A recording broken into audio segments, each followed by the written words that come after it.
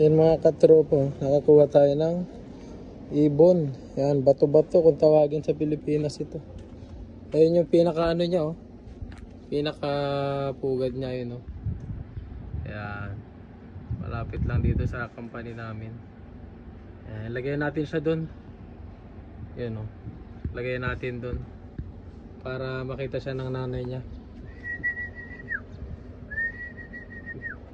Yan, dito natin siya ilagay sa taas. Pakawalan natin dito sa taas. Para makikita niya kasi yung nanay niya dyan, eh. Ayun, dyan ka. Dyan ka, yan. Yan yung nanay mo. Ayun, ayun, ayun. Bye-bye. Yan. Pakawalan natin dyan. Ganda na itsura. Yung nanay niya nandun. Pugad nila yun, oh. Yun, release para ano, dumami sila. Dito lang yan, malapit sa company po namin. Dito lang company namin sa loob. Diyan lang sila namamahay hanggang doon. Maraming bato-bato po doon.